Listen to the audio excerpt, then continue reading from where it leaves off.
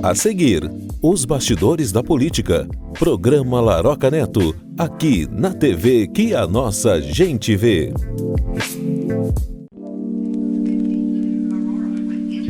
As matérias e opiniões deste programa não representam a opinião deste canal, e sim do seu idealizador, o qual é responsável por elas.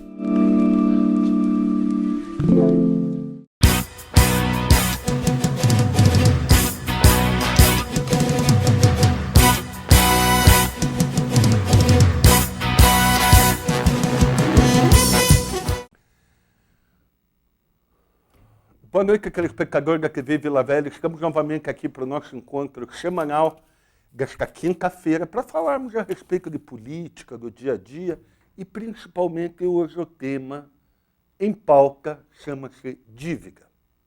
Dívida. Dívida é uma coisa que assola, né? Que pega em toda a sociedade. Quem não tem dívida, né? A gente vive rolando dívida, é o carnê do imposto, é o carnê da compra que você faz a prazo, e é dívida. E o poder público também tem dívida. Hoje o grande problema da sociedade, e alguns atribuem a necessidade da reforma da Previdência, a questão previdenciária, precisa-se de uma reforma da Previdência, não essa que cair, essa é horrível.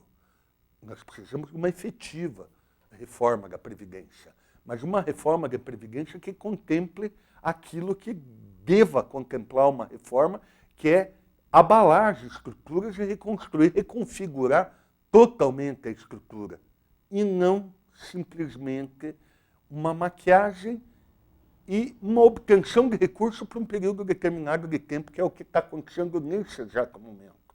Quando o Paulo Guedes pretende tirar 1 trilhão de economia no prazo de anos, na verdade, em um ano tão somente, nós pagamos 1 trilhão e 300 bilhões de dívida.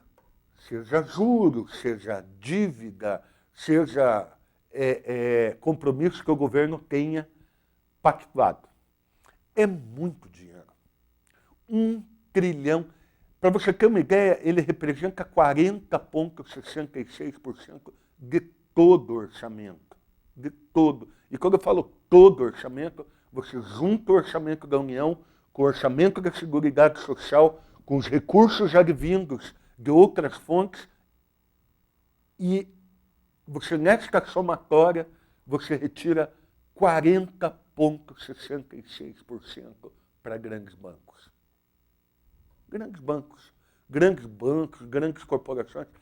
Existe uma falácia muito grande quando se diz, e eu vi um depoimento no Congresso, na Câmara, no Senado da República, inclusive uma senadora da República, do Rio Grande do Norte, o sobrenome dela era Maia, ela dando um depoimento, ela falou, eu vou embora daqui. Eu vou embora aqui do Senado porque não tenho que se discutir com relação à dívida pública.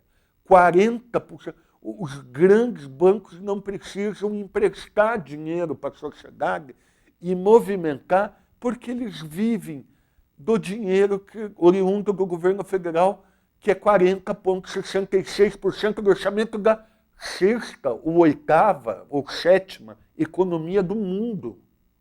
Economia do mundo.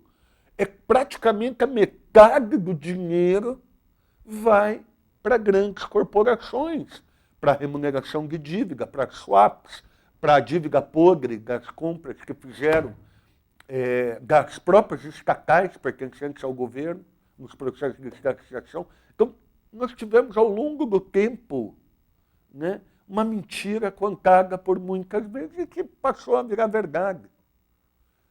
Né? A dívida hoje é o grande problema, não é a Previdência. A gente vive falando aqui no programa. São os péssimos governantes que a gente teve até hoje, seja lá no governo federal, seja no governo estadual e seja no governo municipal. Nós estamos, e eu falo de dívida, porque justamente a dívida está aumentando. Faz-se a reforma da Previdência, mas não se ajusta o Estado. Eu faço uma reforma da Previdência e o presidente é horrível. estou fazendo a crítica aqui porque me sinto no direito, porque não tem mais o que falar, a não ser a realidade. O presidente é horrível do ponto de vista econômico e pior, ou melhor, ele nunca mentiu para nós. Ele falou que ele era horrível mesmo, não entendia nada de economia, que quem ia fazer era o Guedes. E nós aceitamos, a sociedade votou nele, colocou ele lá. Eu acho que ele não está errado, mas que ele é péssimo, ele próprio reconhece isso nos próprios depoimentos que ele deu, inclusive na campanha eleitoral. E a gente aceitou, a sociedade aceitou isso, que ele fosse um neófito e que não tivesse conhecimento algum e que não fazia diferença para nós, para a sociedade. E ele está lá na presidência e agora, né, tem que se resolver o problema da sociedade. Dos 40 milhões de desempregados, porque quando falam 13 milhões é uma imensa falácia. A coisa é muito mais grave que isso. Nós estamos falando de 40 milhões de desocupados. E você pode ir estudar isso daí, vai lá no CAGED, vai ver a população, veja as diferenças, veja o PEA, população economicamente ativa, né? Vai ver quantos já desistiram de buscar o mercado de trabalho, veja quantos foram para a informalidade e estão passando dificuldade na informalidade. Né? Nós estamos vendo, nós estamos sentindo na pele, está aumentando o número de pessoas na rua, nas esquinas, vendendo docinho, salgadinho, para poder sobreviver. Sobreviver. Né? E isso está acontecendo fruto do quê? Fruto da ignorância do povo brasileiro. E quando eu falo ignorância, ficar xingando o povo, não. Eu estou dizendo que ele é ignorante, ele ignora. Ele não procura se aperfeiçoar, ele não procura se aculturar, ele não procura descobrir as informações a respeito do seu dia a dia. Entrega na mão, quem entrega na mão dos outros não pode reclamar do que acontece. O povo não sabe que 40,66% do orçamento total vai para banco, vai para financeira, vai para... mas os fundos de pensão... Cara, quais fundos de pensão? Quais fundos? Fundo de investimento. Fundo de investimento. Quem aplica dinheiro no fundo de investimento? É a sociedade de modo geral.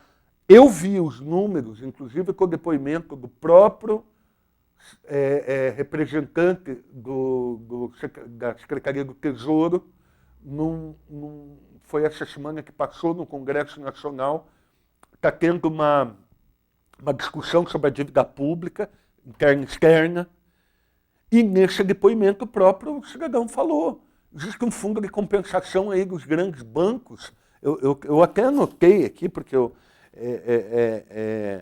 remuneração da sobra de caixa dos bancos. Foi dado 754 bilhões esse ano que passou. 754 bilhões. Não estou falando de... Falou 754 bilhões, é praticamente o orçamento da Seguridade Social. É o orçamento. Todo o orçamento da Seguridade Social, que daí vem PIS, né, contribuição sobre o lucro líquido, né, todas aquelas fontes de receita encontradas no artigo 195 da Constituição, que são as fontes de receita para a Seguridade Social, está ali, naquele conteúdo, e ali você encontra, né, um valor que você desconhece. 754 bilhões que é a remuneração de sobra de caixa dos bancos. O governo paga para os bancos, né, uma verdadeira fortuna. Se você acabar com isso, você resolve o problema financeiro do país. E por que você não acaba? Porque existem interesses financeiros. Não existe interesse, até hoje, não existiu interesse desde 1988 em auditar a dívida pública. Por quê? Porque falam assim, o regime militar, o ditatorial, desculpe, o regime ditatorial construiu o Brasil, enterraram o Brasil. A maior dívida é de 74 a 82. De 1974 a 1982 foi o maior crescimento da dívida pública, da dívida externa, da dívida interna. O Brasil foi enterrado vivo. Nós estamos pagando o débito de lá de trás. O melhor presidente do Brasil, diga-se de passagem, isso é uma opinião minha, é subjetivo isso, né? Eu vejo ele como... Era um ditador, que era o Getúlio. Para você ter uma ideia que o melhor presidente do Brasil foi um ditador, é porque você tem que a coisa é ruim mesmo. Os caras eram muito ruins para governar. Quando a gente pega desde o começo da formação da dívida, a primeira dívida acontece em 1824, que é a chamada dívida portuguesa, né? Por que dívida portuguesa? Nós emprestamos 3 milhões de libras esterlinas da Inglaterra, da casa Rothschild, que era a família Rothschild. Júnior, põe a cara do Rothschild aí, do primeiro, do precursor aí, não sei se a foto é o desenho da fisionomia. Está aí na tela? O Rothschild é uma família de banqueiros, né, na Europa, e principalmente eles são de origem judaica, né, mas se instalaram na Inglaterra e eles emprestavam dinheiro para o Brasil. Volta aqui comigo, Júnior. Já vi uma cara do magnata ali. Este cara emprestou 3 milhões de libras esterlinas para o Brasil, para um dinheiro que nunca chegou em 1824 aqui para o país. Não entrou no nosso cofre. Não entrou. A grana foi tudo para Portugal. Para quê? Porque nós compramos o reconhecimento da independência nossa de Portugal. Portugal não reconheceu, os portugueses não reconheceram nós como país. Só reconheceram depois que Capilé veio, né? Que o dinheirinho pingou no cofre, 3 milhões de libras esterlinas, onde o Brasil, Dom Pedro I, fez o empréstimo e levou aquele empréstimo, entregou todo o valor recolhido da casa Rothschild para o governo português. Tá. E vamos lá. Em 1829, Dom Pedro de novo, o caixa ficou ruim de novo do Brasil, vai atrás de novo empréstimo, e daí ficou configurado. O primeiro era o empréstimo português, né, que foi para pagar Portugal. E o segundo foi o ruinoso. O nome do empréstimo era o ruinoso. O Brasil vai lá, empresta, parece que 20 milhões de libras esterlinas, ou 15 milhões de libras esterlinas, para uma necessidade de investimento, negocia com a casa Rothschild, só que entra no cofre do governo brasileiro, em tese, apenas 48%. 52% foi juro, correção e blá, blá, blá, bebê, bububu, do primeiro empréstimo de 1824. Como o governo não pagou, né, juro sobre juro, banqueiro Rothschild, né, lá, quero o meu, né, quero o meu aqui, negociou e repactou a dívida em péssimas condições. Além do governo pegar somente 48% do valor, 52%, teve muita comissão. O barão de fulano de tal pegou um capilé. O barão de não sei o que lá, mais o conde do não sei o que lá, mais tanto. O intermediário do banco, segundo informes, que podem ser contestados aí, boa parte também dos 48% se foi diluído. Né? O Brasil é aquela situação de ter que emprestar, porque estava numa situação horrível já naquela época. E as comissões foram, digamos assim, laureando, né, figuras proeminentes do Império. Então diziam assim, mas tem uns imperialistas ali, Tito Fonseca, meu amigo, que é do monarquista, né? Os caras também passavam a mão na guaiaca lá. Né? Tinham comissão disso, comissão daquilo, Tito, e só 48% ingressou, e desses 48%, me parece que 20% virou comissão de banqueiro, comissão de quem intermediou empréstimo, comissão disso e comissão daquilo. Como se não bastasse, em 1853, em função da Guerra do Paraguai e de tantas outras escaramuças, aí o governo precisou de dinheiro. E novamente, aqueles péssimos empréstimos, e novamente a figura de quem? Rothschild.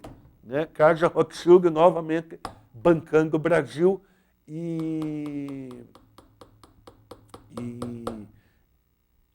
ganhando o seu, né? E ganhando o seu.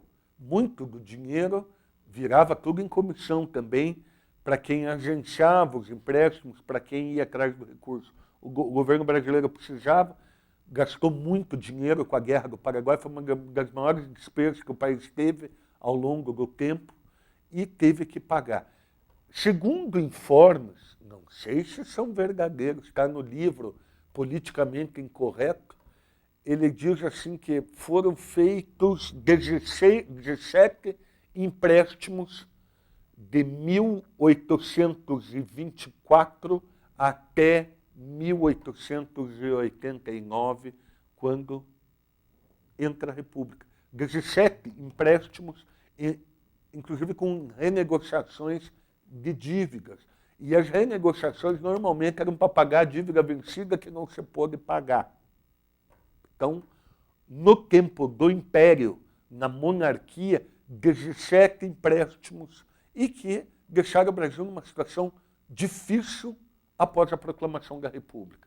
Tanto é que quando entra a República, Marechal Deodoro Fonseca, 2 anos depois cai o Deodoro, já contei a história para vocês, os canhões do Custódio de Mello lá, o almirante Custódio, foram apontados, ele desistiu. Depois veio o Floriano, tentaram derrubar o Floriano, o próprio Custódio, que depois ele foi mandado para fora do país, porque o Floriano pensou que era terrível, não era de matar a unha. Depois veio Prudente de Moraes, e depois de Prudente de Moraes veio Campos Salles. A primeira coisa que o seu fazendeiro rico do café fez foi negociar a dívida para proteger o fazendeiro rico no país, plantador de café. Foram lá, fizeram uma negociata do Peru, 1894. Povo, enterraram o país. Enterraram o país com a necessidade de cobertura e melhoria da situação dos cafeicultores, porque era o interesse. O interesse era o cafeicultor, não tinha outro, era 1898, desculpe, 1898, quando o Campos Salles vai até a renegociação e renegocia a dívida, e você sabe o que ele entrega como garantia, que foi um negócio absurdo, ele entrega as tarifas alfandegárias do país.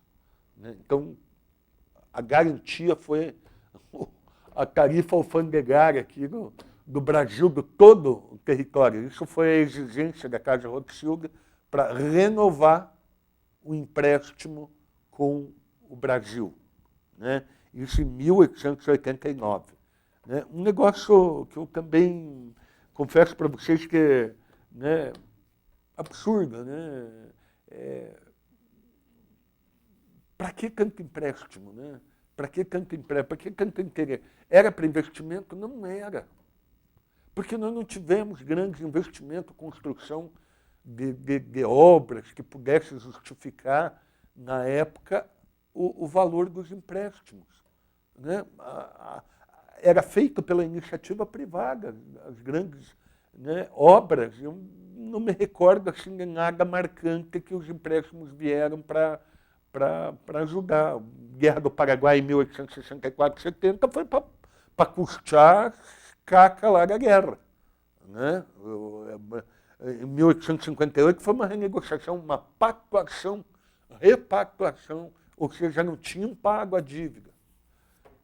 A dívida começa a melhorar, por incrível que pareça, em 1931, com Getúlio Dornelles Vargas.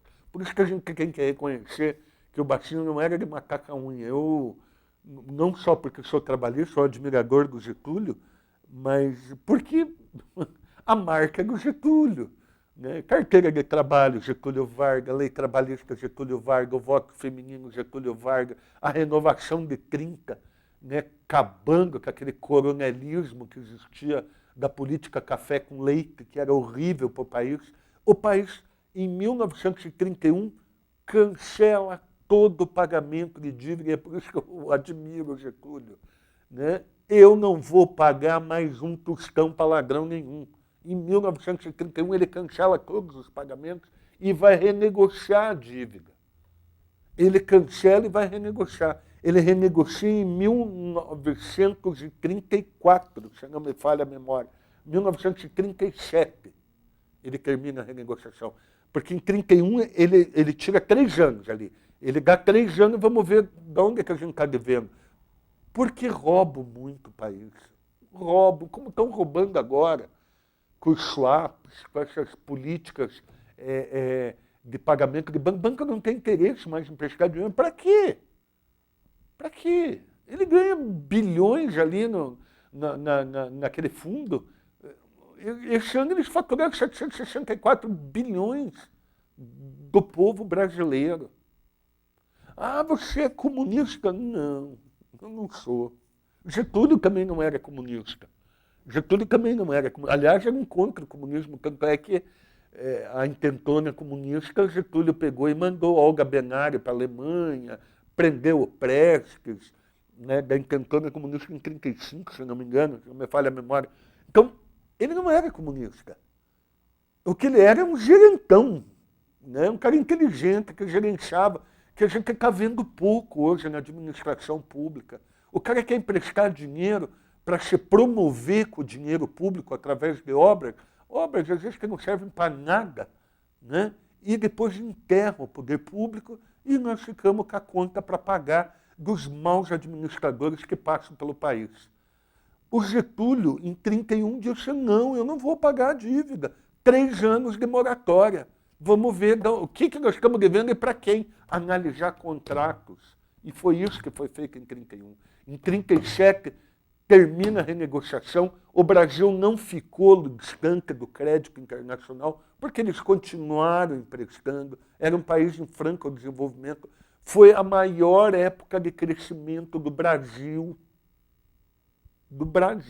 que todo mundo diz, o JK, depois eu vou falar do JK. O JK teve também uma posição também extrema com o Fundo Monetário Internacional, de dizer, ei, vamos cuidar da vida de vocês, eu não vou acertar nada. E foi uma época também de desenvolvimento, que o chão de Brasília teve suas marcas.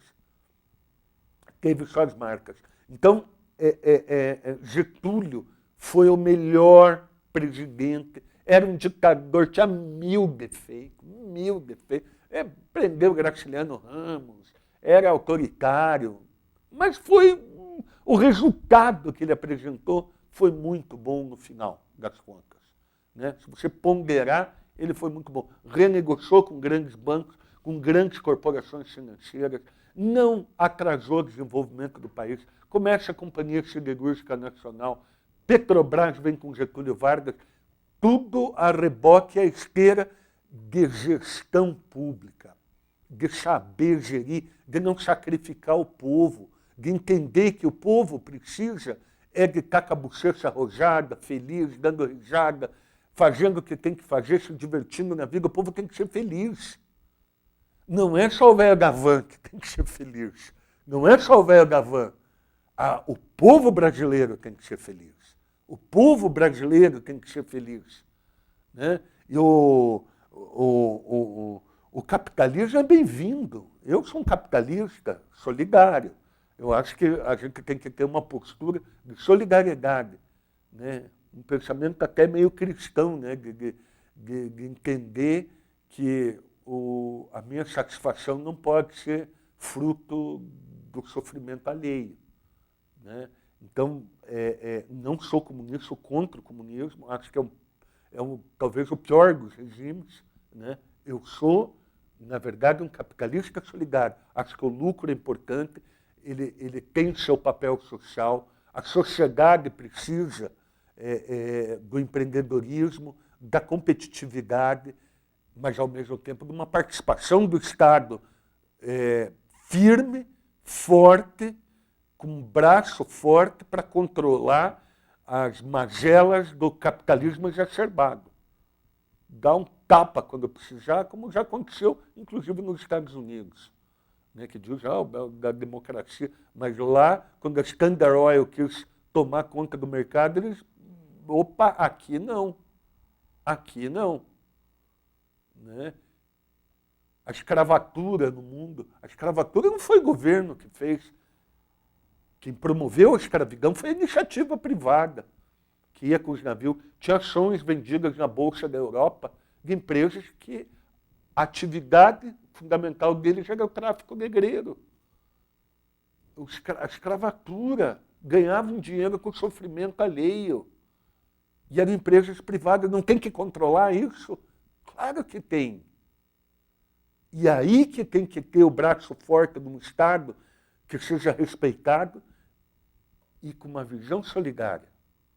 Uma visão solidária de respeito ao capitalismo, de respeito ao direito de propriedade, mas que, ao mesmo tempo, controle o ânimo exacerbado de quem, porventura, tente arrebentar com o próximo para o seu bel prazer ou para a sua satisfação única.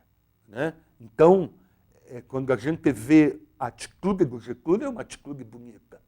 Né? Não vou pagar, não vou sacrificar o povo do meu Brasil, vou tentar resolver o problema como de fato resolveu. Conclui-se essa negociação, eu já contei aqui no programa, com Eurico Gaspar Dutra, que deu continuidade com o Getúlio, que também conseguiu manter o mesmo nível de discussão com as grandes corporações. Porque se deixar, ninguém vem aqui e quer tomar conta. Vai querer tomar conta da água para ganhar dinheiro com a água, vai querer ganhar água com energia, vai querer ganhar com o sofrimento. O capitalismo exacerbado é talvez pior do que o comunismo. É pior do que o comunismo. Eu não sei qual que é o pior. Né? O capitalismo voraz, que a gente já viu aqui, Bhopal, na Índia, com produto químico de uma empresa que poluiu, matou não sei quantas pessoas, mais de milhares de pessoas. A gente já viu isso. A escravidão é da iniciativa privada. Então, por isso o braço forte é a necessidade de existência do Estado. Quem diz o Estado mínimo não faz ideia do que seja Estado. Né? Não estudou. Né? O Estado é uma necessidade para que consigamos conviver e viver em sociedade. E o Estado tem que ser forte, tem que ser um braço forte, tem que ter respeito da sociedade. Hoje o Estado é desrespeitado a todo instante. Quem confia? Por causa dos governos de plantão. E essa dívida vai indo. Em 1937, o Getúlio renegociou. De repente volta tudo. Juscelino volta com a dívida. Juscelino Kubitschek aumenta a dívida, briga com a FMI. E depois de 1970, porque teve um acordo internacional chamado Bretton Woods, né? Acho que foi uma cidade, né? De Bretton Woods. O acordo de Bretton Woods é o que estabeleceu que a moeda do mundo livre era o dólar. E em 1970 o Nixon vai e aumenta a taxa de juros do dólar. Aquilo ali arrebentou. Quem tinha dívida em dólar subiu lá em cima. Isso foi em função também do petróleo, da crise do petróleo. Então, de 73 a 1980, quando nós estávamos enterrados em dívida, nos enterramos em dívida, porque o governo ditatorial da época emprestou dinheiro que nem água. Ah, mas nós construímos a Itaipu. Escuta, dava para ter construído 2 ou 3 Itaipu. Dava para ter construído muito mais coisas. A gente sabe disso, está lá. É só pegar a história. Pega a história, pega o Baumgarten. Põe lá Baumgarten, o assassinato do Baumgarten. Não, foi um governo sério. O governo do Geisel mandou matar, e está ali comprovado já pela CIA, já mais de 400 pessoas. Parece que foi isso, né? Ou 40, ou 100 pessoas. Foi mandado matar. E quando já estava num regime entrando para abertura com o João Figueiredo. Então, o Barreto Pergunta para o Silvio Frota, tem um livro do Silvio Frota que conta a história do Geisel. O cara que criou 500 estatais, estatizou. E daí coisa de comunista? Não. Quem estatizou foi um general. Foi um general que estatizou. Fez mais de 500 estatais e não era comunista. Não era comunista. Então, esse sim aparelhou o Estado. Eu sou a favor de um Estado do tamanho e da dimensão que ele tem que ter. Por quê? Porque nós precisamos do Estado, nós precisamos da polícia na rua, nós precisamos do bombeiro. Né? Nós já falamos aqui no programa da semana passada, ninguém, quando fala em funcionalismo público, é bando de vadio, né? Não é. Não é. Não é assim. Não ponha isso na tua cabeça. Procure ter uma coerência e entender o que está acontecendo. O que está acontecendo. E não vá pela opinião, principalmente agora dos veículos de comunicação, porque os veículos de comunicação agora estão acertados com o governo. Estão acertando porque eles querem a verba de publicidade e propaganda. O dinheiro move o mundo. O dinheiro é que faz essa roda girar. Então, leia, se aprofunde, vá no livro, procure se aprofundar, procure entender. Quando fala em milagre econômico, foi um milagre da dívida no tempo do regime ditatorial. Enterraram o país. Nós terminamos. E assim, sabe por que o governo ditatorial caiu? Caiu porque a economia vai mal. Quando a economia vai mal, esqueça. Não tem governo, historicamente, quando a economia vai mal, cai o governo. O governo pode, se a economia vai bem, ele pode ir outras coisas de forma equivocada, ver tropeços e tudo, mas se a economia vai bem, se a sociedade está feliz, a coisa anda. E o problema é que há muito tempo, né, agora nesses últimos anos, a gente vê a economia indo mal e não vejo perspectiva de melhora com o Bolsonaro. O Paulo Guedes está interessado no dinheiro também. Porque o que ele sabe lidar é com título público, ele vai pagar lá. E eu não confio no cidadão que respondeu por causa de problemas com fundo de pensão.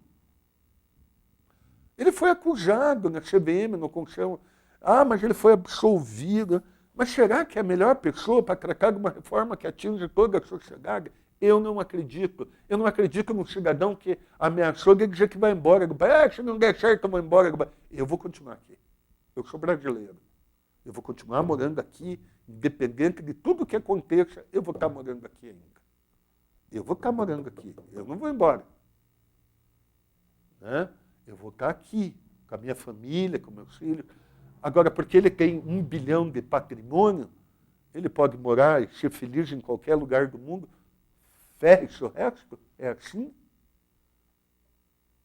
O Bolsonaro, volto a repetir, já disse que eu não entendia nada de economia, e ele falou na campanha e o povo aceitou isso. Ninguém pode reclamar que ele não entende nada. Aliás, ele não sei do que ele entende, talvez de morteiro, de qual é a curva elíptica lá da bomba quando sai do morteiro. Talvez esse cálculo ele vá bem, mas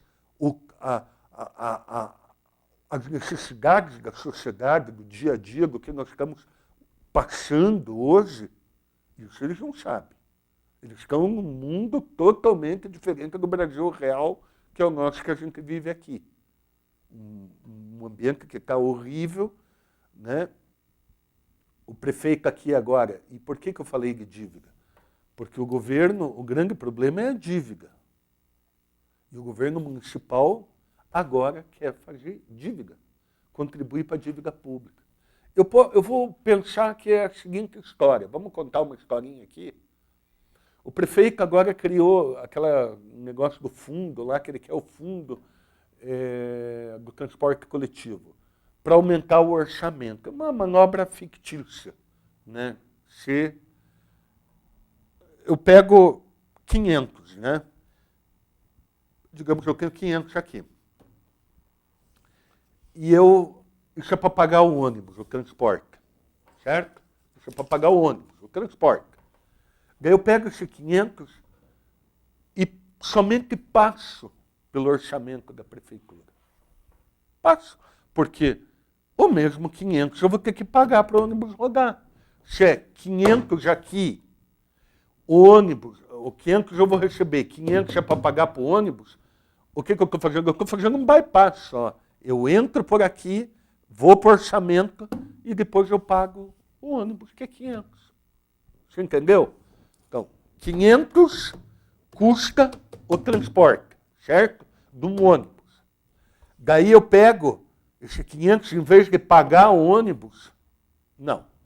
Eu pego esse 500, jogo num determinado orçamento, que é o orçamento do município, e daí eu pego esse 500 e pago aqui. Detalhe. Vamos para o detalhe. Não é... Eu usei valores aqui, mas eu vou tentar usar um valor mais próximo da realidade. São 2 milhões por dia, vamos multiplicar, digamos que o ônibus vá para 4 e pouco agora, o ônibus vai subir, pessoal, vai dar uma subida do arco da véia, que o negócio vai ferver o radiador. Né? O povo vai ficar meio que descontente com o que vai acontecer. Então vamos lá. Então, 2 milhões. K vezes K. Então, nós estamos falando, digamos assim, vamos dizer que é 9 milhões. 9 milhões por mês o transporte coletivo de Ponta Grossa. Eu pego esse 9 milhões que está aqui e, em vez de pagar, como é hoje, através da própria empresa, que faz o gasto, fecha tudo, 9 milhões por mês. Então, dá quase 100 milhões por ano. Mais de 100 milhões por ano. Né? Dá 90, 9918, dá 1 bilhão, não, dá 108 milhões. 108 milhões o transporte coletivo. O que eu faço? O que o prefeito, é o que estão dizendo aí, que o prefeito vai pegar esse dinheiro, esses 108 milhões, vai jogar no orçamento do município e esse 108 milhões ele paga o ônibus, o transporte coletivo. Ou seja, ele vai fazer um bypass, ele simplesmente bate aqui e paga aqui, quando era pago direto. Onde é que está o nó da situação? Quando ele passa por esse orçamento, ele aumenta a capacidade de endividamento do município, porque ele aumenta a receita do município, a receita corrente líquida. Ela vai aumentar, se são 108 milhões, e o orçamento em torno de perto de 900 milhões, eu vou ter em torno de 11% de aumento do orçamento meu anual. O que é isso? Isso vai refletir na capacidade de endividamento. Não vai ter mais receita, não vai sobrar dinheiro, até vai ter mais trabalho a Prefeitura Municipal, porque vai ter que dispor, obviamente, de um controle para isso daqui, que né, mais risco que vai correr, porque tira daqui e passa para cá, é um negócio assim, meio surrealista, né? Meio Salvador Dalí. Mas do prefeito dá para esperar até uma obra-prima como essa aí, de passar um bypass e daí, obviamente, aumentar a capacidade de endividamento. Laroca, mas nós precisamos de asfalto na cidade, nós temos que... Do couro sai a correia, minha criança. Do couro sai a correia. É por isso que o Brasil está na situação que se encontra. Porque é maus gestores. Você tem que fazer aquilo que o sistema te permite. Você não pode fazer mais do que aquilo, porque você vai estar comprometendo uma receita futura. Não existe milagre. Porque quando eu emprestar o dinheiro, eu vou emprestar baseado numa receita que, na verdade, não vai aumentar. Eu tenho certeza de que a despesa aumenta. E tenho a certeza, hoje, de que a receita diminui. O orçamento é uma peça de ficção, principalmente do governo Marcelo Rangel, ao longo dos anos. Eu sempre disse isso na Câmara de Vereadores, quando era vereador, porque ela não reproduz a realidade e a vontade do governante, porque não havia uma organização e um planejamento para tanto. Agora o Marcelo resolveu fazer asfalto na cidade, que 100 milhões. Não faz na cidade inteira com 100 milhões de asfalto. Na verdade, o que o Marcelo vai fazer, ele vai emprestar 100 milhões e ele vai fazer asfalto nas ruas das pessoas que lhe convém. E que, obviamente, vão dar um retorno político para ele. É a minha opinião. É o óbvio. Você acha que ele vai fazer o asfalto da minha rua? Eu que sou adversário dele? Ele vai fazer do grupo... Não. Ele vai fazer uma escolha. Não vamos se deslumbrar ou achar que é diferente disso. Os vereadores estão brigando para mandar a lista lá. Por quê? Porque, aliás, é uma confusão, né? Vereador não é para isso. Né? Vereador tinha que ser fiscal e ele não é. Eu acho que se acabar com a Câmara, não faz nem fim nem fundo, porque eles não fiscalizam. Não existe uma fiscalização. Tanto é que vários vereadores votaram favorável ao empréstimo. Por quê? Porque tem interesse. Daí faz asfalto na rua do seu Zé fica agradecido para o vereador e para o prefeito. Mas não entendem que o problema é muito maior que isso. Isso é o grão aqui. Isso é o grão. É a semente da coisa errada. Começa aqui. Começa com o empréstimo. Dessa forma maquinada, né? De se fazer um empréstimo para se ter dinheiro, para se gastar, para se promover, como aconteceu em 2016, quando o prefeito Marcelo Rangel deixou de pagar a previdência da contribuição patronal. Ele não pagando essa contribuição patronal, esse dinheiro que ficou em caixa, ele fez asfalto nas ruas e se promoveu para conseguir lograr êxito em pleito eleitoral. Está errado? Eu acho que está. É a minha opinião. A gestão pública, e é por isso que eu tenho dito, é horrível no Brasil. Não adianta você fazer uma reforma da Previdência enquanto um prefeito como o de Ponta Grossa sacrifica a população da forma como ele sacrifica aqui. Porque ele vai emprestar 100 milhões, ele vai sair bem. E estrategicamente, politicamente, de uma forma até, vou usar o termo, maquiavélico. Né? Eu empresto dinheiro, comprometo uma receita futura, o próximo prefeito que entrar não vai ter a possibilidade de fazer como eu, Marcelo, prefeito, escolhi aonde vai passar o asfalto nas ruas. Por quê? Porque ele não vai ter esse mecanismo, porque eu já gastei o dinheiro que era para ele fazer digamos assim, essas obras públicas, né? Essas obras públicas, né? Para a população. Isso é a maneira de gestão da política brasileira. Daí fica a dívida da Previdência, que o Marcelo deixou de recolher, o prefeito Marcelo, na época, em 2016, ele não recolheu a cota patronal, daí ele financiou em 240 meses.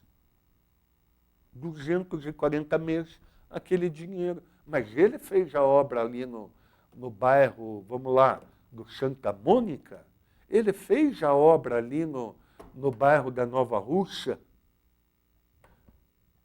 Certo, ele fez. Agora pense em todos os outros que não tiveram a obra pública e não vão ter nos próximos governos.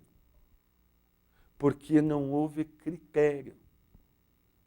O critério é um critério pessoal, subjetivo. Eu vou escolher a rua do João, porque o João é meu correligionário. Ah, mas não é assim. O prefeito pode... Mas eu posso, em função da falta de transparência, achar que isso é a realidade do que eu conto. Ou você acha que, volta a repetir, que ele vai fazer na mesma... Ele vai fazer lá na Rua do Aliel.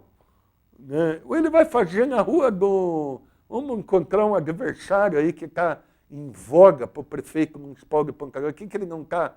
Que ele está? O Leovanir Martins. Ele vai fazer lá na Rua do Leovanir, né, do sindicato. Eu pergunto, com qual critério? Então, eu empresto 100 milhões, comprometo a saúde financeira do município, vai entrar um prefeito nos próximos 4 anos totalmente comprometido, porque esses empréstimos vão durar, me parece que 60 meses ou 62 meses, ou seja, próximo governo o cara vai pagar a conta. E vou dizer, volta naquela questão orçamentária. Eu tenho 2 certezas, que a despesa vai aumentar e que a receita vai diminuir.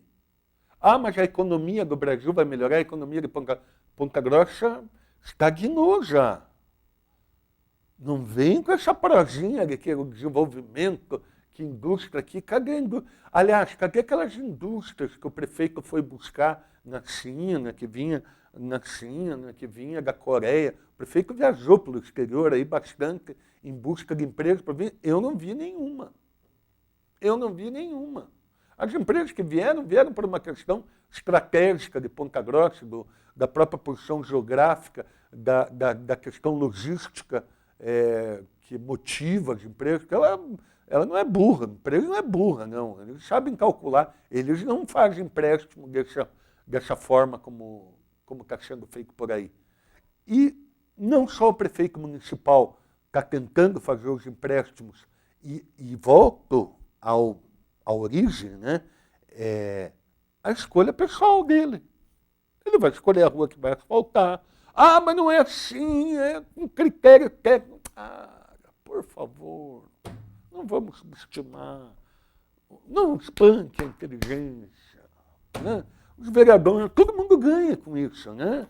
Nesse esquema. Né? Todo mundo ganha. O vereador ganha, porque daí ele diz que ele fez asfalto na rua, dividem lá, se cotizam, a base de sustentação, e daí vão lá e dizem com o dinheiro público do próximo governante, que vai pagar a dívida do atual. A dívida da prefeitura aumentou para mais que dobrou. O Pedro deixou com 200 milhões de dívida. O atual prefeito vai deixar com quase 500 milhões de dívida. Em 8 anos. Ou seja, toda a dívida que foi feita em 100 anos? Eu não sei quanto tempo tem a prefeitura, né? O atual prefeito fez em 8 anos. Porque se juntar a dívida de 200 milhões, já duplicou, mais que duplicou. O que aconteceu? O que não foi feito em 100 anos. Podemos dizer que o Marcelo fez o que ninguém fez. Em 8 anos ele fez 100 anos de dívida. Dívida. Está aí. E agora se propõe a fazer uma dívida maior sem haver a perspectiva de receita corrente líquida em caixa. Porque não tem. Não tem. A crise veio e tem que se administrar. E o prefeito vai administrar fazendo dívida. É contra isso que a gente está lutando. Né? Contra a ignorância. A gente luta contra a ignorância para tentar mostrar que o grande problema não é a Previdência, são os maus governantes.